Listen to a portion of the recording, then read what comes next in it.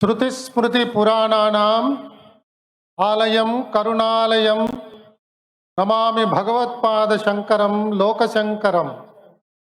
గురుర్బ్రహ్మ గురుర్విష్ణు గురుర్దేవో మహేశ్వర సాక్షాత్ పరం బ్రహ్మ తస్మై శ్రీ గురవే నమః. సభలో ఉపస్థితులైన గురువులందరికీ ఆచార్యులందరికీ నమస్కారాలు. మన రాష్ట్రంలో ఈసారి సంక్రాంతి పండుగ ముందుగానే వచ్చినట్టుగా అనిపిస్తున్నది.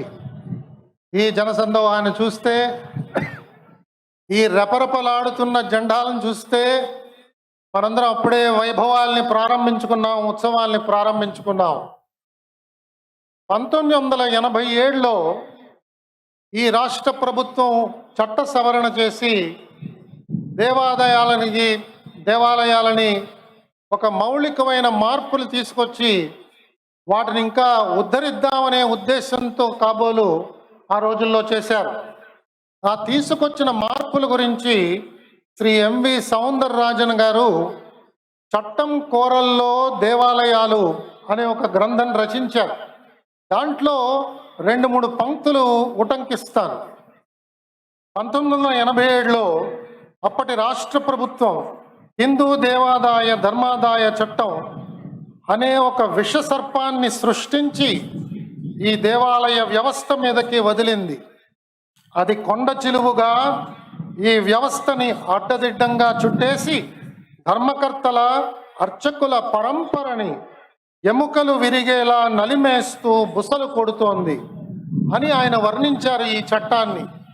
ఈ చట్ట సవరణ చేయడానికి ఆధారంగా ఆ రోజుల్లో ప్రభుత్వం చల్లా కొండయ్య గారు అనే ఒక ముఖ్యమైన ప్రధాన న్యాయమూర్తిగా పనిచేసిన ఆయన్ని వారు తీసుకొచ్చి నియామకం చేశారు.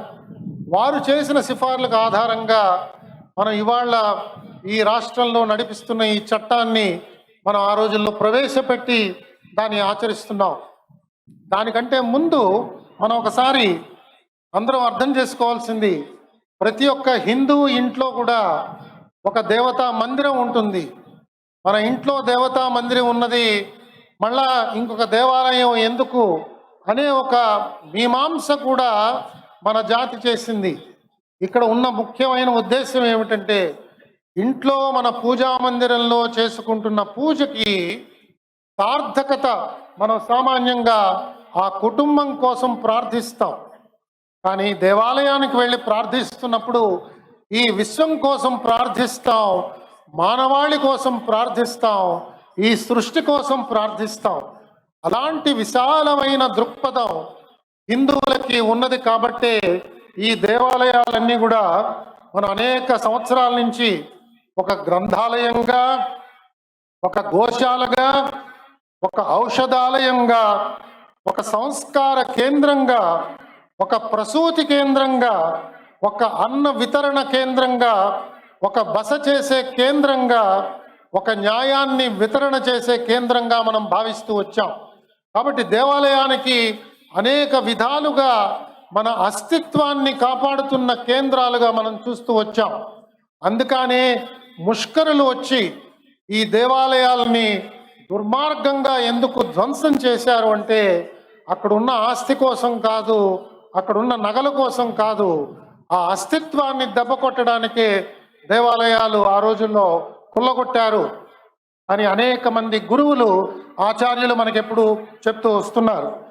1966లో ఉన్న చట్టాన్ని తీసి 87 చట్టం తీసుకొచ్చేటప్పటికి మన అర్చకులందరూ కూడా వీధులు పాలయ్యారు. వంశపారంపర్యంగా మనం ఈ విధిని నిర్వహిస్తూ వచ్చాం. అర్చక వృత్తికి శాశ్వతమైన బాధ్యత. అర్చక వృత్తి నేను ఇన్నాళ్ళు చేసిన ఉద్యోగంలాగా బదిలీ చేసే ఉద్యోగం కాదు.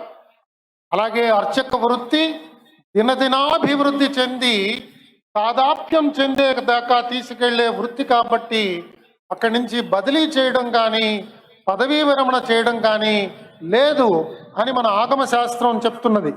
మరి ఈ 87వ చట్టం తీసుకోవడానికి వచ్చిన ఈ సంఘం, చల్లా కొండయ్య గారి సంఘం, ఇనీషియల్గా ముందుగా దాంట్లో 6 సభ్యులను పెట్టిన వారు కేవలం 3తోనే వారు కాలం చేసి వారు ఇచ్చిన నివేదిక రాష్ట్ర వ్యాప్తంగా పెను మార్పులకి అది ఆవిష్కరించి మన దేవాలయ వ్యవస్థనంతా కూడా నిర్వీర్యం చేయడానికి కారణమైంది.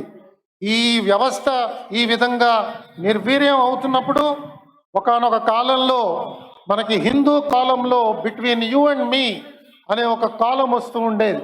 అది రాసే కె సుబ్రహ్మణ్యం గారు శ్రీమాన్ చిన్ననారాయణ జీర్ స్వామి దగ్గరికి వెళ్ళినప్పుడు ఆ స్వామి ఎంత దుఃఖాన్ని వ్యక్తపరిచారో కూడా మనకు రాశారు. కాబట్టి అనేక మంది ఆచార్యులు వారి యొక్క బాధల్ని వ్యక్తపరిచారు. ఈ 87వ చట్టం తీసుకొచ్చినప్పుడు మన చట్టసభలో ఆ రోజు కేవలం 4 గంటల వ్యవధిలో 160 సెక్షన్స్ ఉన్న ఈ చట్టాన్ని ఆనాటి చట్టసభ ఆమోదం తెలిపి దాని తర్వాత రాష్ట్రపతి ఆమోదం పొంది మనకి ఇవాళ న్యాయం కింద తయారైంది. చట్టాన్ని మనం ఇవాళ ఆచరిస్తున్నాం. కాబట్టి దేవాలయాల రక్షణకి ఇలాంటి చట్టాలు ఉండడం వల్ల కొన్నిసార్లు తీవ్రమైన ఇబ్బందులు వస్తున్నాయి అని చెప్పి సమాజంలో అనేక మంది మేధావి వర్గం ఆలోచన చేస్తున్నది. ఆచార్య వర్గం దీని గురించి ఆలోచన చేస్తున్న తరుణంలో మనం ఈ సమావేశాన్ని ఏర్పాటు చేసుకున్నాం.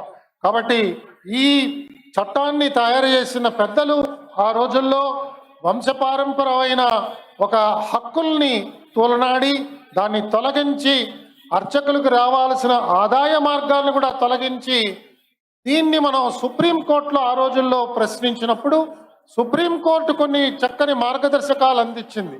వారు ఏం చెప్పారంటే అర్చక వృత్తి చాలా పవిత్రమైన వృత్తి, జీవితాంతం చేయవలసిన వృత్తి.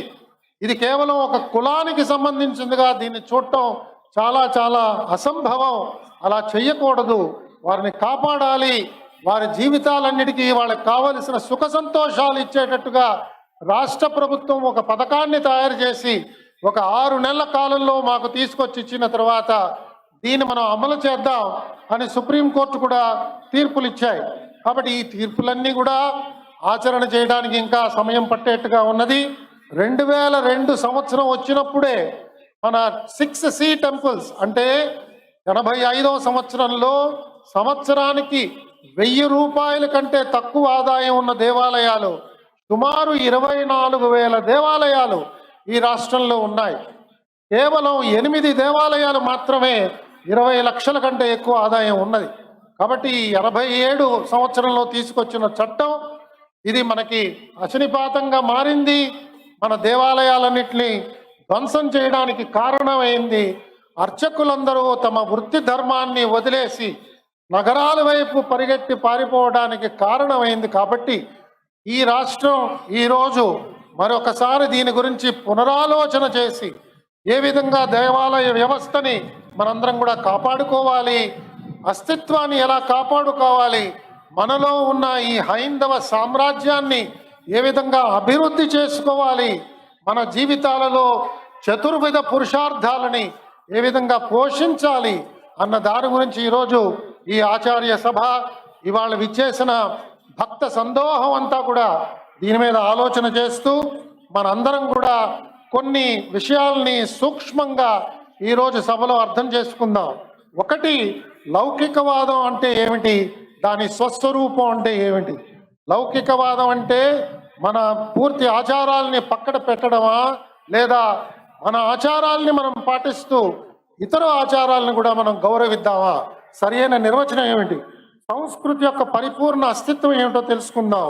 మనలోని ఉన్న వ్యత్యాసాలు లేనివి ఇతరులు కల్పిస్తున్నప్పుడు వాటిని అనవసరంగా పద్ధతి చేసుకుని మనలో మనం విభజనకి కారణం కాకుండా మన గృహాలన్నింటినీ కూడా పవిత్రమైన కేంద్రాలుగా మార్చుకుంటూ సర్వే జనా సుజనో భవంతు, సర్వే జనా సుఖనా భవంతు, సుజనా భవంతు అనే ఒక నినాదానికి లోనవుతూ మన పెద్దలు చెప్పినట్టుగా అతే శోకోన కర్తవ్య భవిష్యం నైవ చింతయేత్ వర్తమానేన కాలేన ప్రవర్తంతే విచక్షణాః.